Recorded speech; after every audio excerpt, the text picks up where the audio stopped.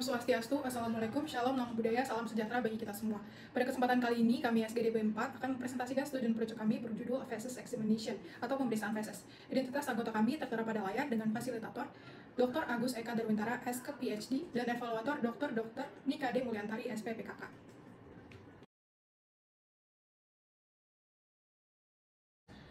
Terima kasih atas kesempatannya. Perkenalkan, nama saya Putri Angelika Singguan dengan 3 digit tim terakhir 098. Berikut adalah latar belakangnya. Sistem pencernaan manusia adalah proses makanan yang dicerna melalui saluran pencernaan dari mulut hingga anus, dengan hasil berupa feses. Berdasarkan penelitian, frekuensi normal adalah 3 hingga 21 kali per minggu. Jika frekuensi melebihi batas normal, perlu dilakukan pemeriksaan feses dengan 3 pemeriksaan utama, yaitu mikroskopis, makroskopis, dan kimiawi. Pemeriksaan ini tidak hanya dilakukan jika terdapat abnormalisasi frekuensi, tetapi bisa perubahan makroskopis maupun keluhan tertentu. Pemeriksaan feses ini dapat menjadi penegak diagnosis dengan evaluasi pencernaan. Sekian pemaparan saya, dilanjut oleh rekan saya. Terima kasih. Baik, terima kasih atas waktu yang telah diberikan. Perkenalkan, saya Vivian Kusumawardani dengan 3 digit yang terakhir 102. Di sini saya akan memaparkan tentang rumusan masalah, tujuan penulisan, dan manfaat. Pada rumusan masalah ada 4 poin, yaitu apa itu faces examination, yang kedua mengapa faces examination penting, bagaimana mekanisme faces examination, dan apa saja yang menyebabkan kesalahan dalam pemeriksaan. Yang kedua ada tujuan penulisan. Tujuan penulisan ini dibagi menjadi 2, yaitu tujuan umum dan tujuan khusus. Pada tujuan umum, ini bertujuan untuk memperoleh pengetahuan dan pemahaman mendalam mengenai faces examination. Lalu yang tujuan khusus itu ada 4 poin. Yang pertama untuk mengetahui apa itu faces examination. Yang kedua untuk mengetahui pentingnya faces examination. Untuk mengetahui mekanisme kerja faces examination. Dan untuk mengetahui penyebab kesalahan dalam pemeriksaan. Lalu yang terakhir ada manfaat. Manfaat ini juga dibagi menjadi 2, yaitu manfaat teoritis dan manfaat klinis. Manfaat teoritis bermanfaat untuk menambah pengetahuan tentang faces examination serta sebagai referensi bagi instansi pendidikan untuk mengembangkan ilmu pengetahuan khususnya tentang faces examination. Yang terakhir ada manfaat klinis, yaitu bermanfaat untuk memberikan informasi kepada tenaga kesehatan maupun masyarakat dan dijadikan acuan dasar dalam proses faces examination. Terima kasih. Selanjutnya akan dilanjutkan oleh rekan saya. Perkenalkan, nama saya Johanna Tatarijan dengan 3 digit dan terakhir 096. Feses merupakan bahan limbah hasil dari pencernaan makhluk hidup yang dikeluarkan dari usus. Proses pencernaan pertama-tama dimulai dari mulut. Setelah makanan dikunyah dan bercampur dengan air liur, makanan yang kini berbentuk bolus ditelan kemudian turun melalui esofagus menuju gastro dengan bantuan gerakan peristaltik. Proses pencernaan makanan akan terus berlanjut di usus 12 jari dan bagian usus lainnya. Setelah itu, sisa makanan yang tidak dapat dicerna masuk ke dalam usus besar atau kolon. Di dalam usus besar, air dan elektrolit diserap dari sisa makanan ini dan massa yang lebih padat mulai terbentuk. Proses terbentuknya feses berakhir dengan penumpukan dan penyimpanan sementara feses di dalam rektum. Proses ini memulai refleks buang air besar dan memaksa feses menuju anus. Buang air besar terjadi ketika stiffer berelaksasi secara sukarela. Baik, perkenalkan, saya Dewan dari Kusuma Putri dengan 3 digit yang terakhir 100. Membahas mengenai definisi pemeriksaan feses. Pemeriksaan feses merupakan suatu pemeriksaan laboratorium yang bertujuan untuk memberikan informasi dan menunjang diagnosis infeksi gastrointestinal. Pemeriksaan feses dapat membantu dalam mendiagnosis etiologi infektif seperti bakteri, virus atau parasit, dan non-infektif seperti malabsorpsi dan peradangan usus. Apabila diinterpretasikan dengan baik, pemeriksaan feses dapat mencegah pemeriksaan tambahan yang tidak perlu dan dapat membantu dalam memberikan terapi secara tepat. Pemeriksaan feses dapat dilakukan secara makroskopis, mikroskopis, kimiawi, imunologis, dan mikrobiologis. Adapun indikasi pemeriksaan feses adalah jika adanya gejala infeksi saluran cerna seperti diare berkepanjangan, kram perut, mual dan muntah, serta feses yang mengandung darah dan lendir. Dan juga bagi orang yang terpapar kontak langsung dengan infeksi parasit. Baik, terima kasih atas kesempatan yang telah diberikan kepada saya. Sebelumnya, perkenalkan, nama saya Edenia Isabel Kirana Yuda dengan 3 digit NIM terakhir 080 yang akan menjelaskan mengenai feses normal dan abnormal. Untuk feses normal memiliki komposisi 75% air dan 25% sampah dengan warna biasanya coklat atau bervariasi sesuai diet. Konsistensi dari feses normal sendiri adalah agak lunak sehingga mudah dikeluarkan dan memiliki bau yang khas. Lalu, untuk feses abnormal terjadi perubahan warna menjadi hitam atau merah gelap jika terjadi pendarahan pada saluran atas dan merah terang jika terjadi pendarahan di saluran pencernaan bawah. Konsistensi dari feses abnormal adalah cair jika diare dan keras jika konstipasi. Lalu, untuk feses abnormal memiliki bau yang busuk. Berdasarkan Bristol Stool Chart, tipe feses yang ideal adalah feses tipe 4. Baiklah, materi selanjutnya akan dijelaskan oleh rekan saya. Terima kasih. Terima kasih atas kesempatan yang telah diberikan kepada saya. Perkenalkan, saya Tadiani Anissa Farsya dengan 3 digit yang terakhir 092. Di sini saya akan menjelaskan mengenai metode pemeriksaan feses pada tahap praanalitik, yaitu terdapat beberapa prosedur yang harus dilakukan sebelum sampel feses dapat dianalisis secara laboratorium. Yang pertama yaitu formulir permintaan pemeriksaan. Langkah-langkah persiapan seperti menyiapkan pot feses dan membuat reagen NaCl jenuh memiliki keterkaitan dengan formulir permintaan pemeriksaan. Yang kedua, persiapan pasien. Jadi kita memberikan instruksi kepada pasien mengenai pengambilan sampel feses yang merupakan bagian dari persiapan pasien.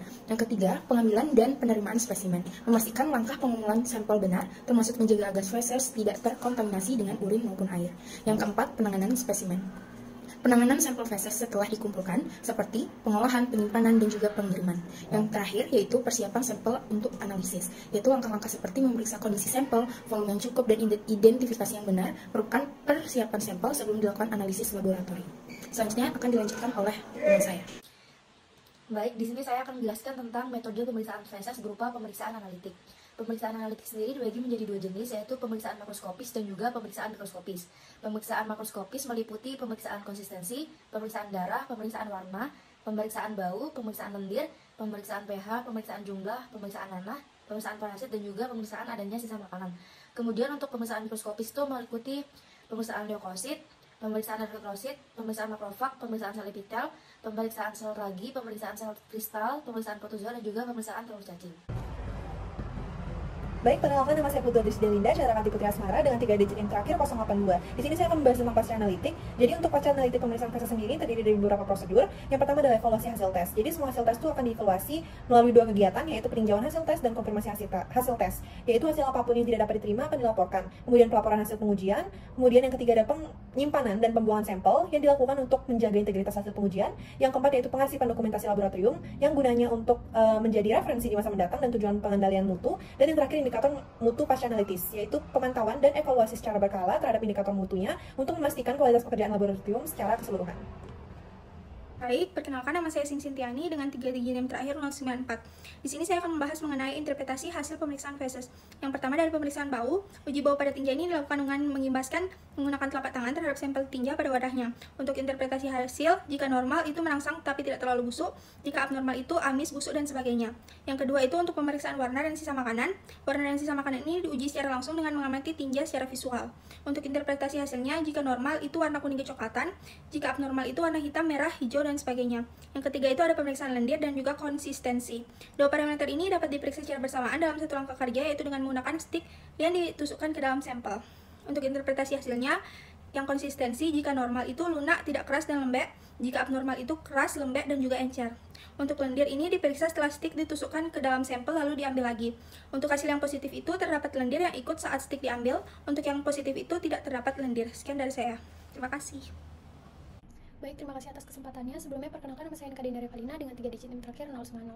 Jadi di sini saya akan menjelaskan tentang kesalahan dalam pemeriksaan feses. Yang pertama itu ada kesalahan pengambilan sampel feses. Salah satu kesalahan yang umum adalah pemindahan tempat pengambilan yang tidak tepat. Contohnya pengambilan sampel dari tempat pembuangan atau kloset. Kemudian kesalahan juga bisa terjadi jika sampel feses tercampur dengan urin atau zat lainnya. Yang kedua ada kesalahan penyimpanan feses. Kesalahan penyimpanan feses bisa disebabkan oleh suhu penyimpanan yang tidak optimal dan juga kondisi ruangan penyimpanan juga dapat mempengaruhi integritas sampel feses. Dan yang terakhir ada kesalahan praktikan. Kesalahan teknis dalam penggunaan alat dan bahan yang digunakan selama proses pemeriksaan. Misalnya kesalahan dalam mengatur parameter alat, pengukuran yang tidak tepat, atau kekurangan dalam pemahaman terhadap cara menggunakan alat tertentu dapat menyebabkan kesalahan yang signifikan dalam hasil pemeriksaan feses.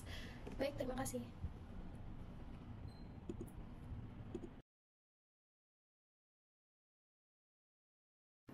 Baik, terima kasih atas kesempatannya. Saya Danindra Kansastianingrum dengan 3 digit NIM terakhir 104. Di sini saya akan membacakan kesimpulan dari studi proyek kami. Yang pertama, pemeriksaan feses adalah pemeriksaan yang dilakukan pada tinja baik secara mikroskopis, makroskopis maupun kimiawi. Pemeriksaan feses juga bertujuan sebagai penegak diagnosis dari indikasi seperti diare, konstipasi, jaundice, anemia, dan juga sebagainya. Interpretasi dari pemeriksaan feses dapat dijadikan penegak diagnosis dengan cara mendeteksi atau mengevaluasi fungsi pencernaan. Pemeriksaan feses juga dapat digunakan sebagai monitoring terapi berdasarkan hasil pemeriksaan. Namun, dalam pemeriksaan feses juga terdapat sejumlah kesalahan yang mungkin terjadi pada berbagai tahapan prosesnya. Kesalahan ini dapat timbul dari berbagai faktor seperti saat pengambilan sampel feses, penyimpanan sampel feses, dan juga dari praktikan. Sekian, terima kasih. Baik, terima kasih atas kesempatan yang telah diberikan kepada saya. Perkenalkan, nama saya Christopher Vincent Sanjaya dengan 3 digit NIM terakhir 086. Di sini saya akan membacakan bagian terakhir dari studi proyek kami, yaitu bagian saran. Saran yang pertama diharapkan untuk peneliti selanjutnya mengkaji lebih banyak sumber maupun referensi yang terkait dengan hubungan antara hasil pemeriksaan feses dengan berbagai penyakit dan kondisi kesehatan yang dapat terjadi. Saran yang kedua diharapkan peneliti selanjutnya dapat mengembangkan metode penyimpanan feses yang lebih lama tanpa mempengaruhi komposisi dan karakteristik sampel feses yang dikeluarkan.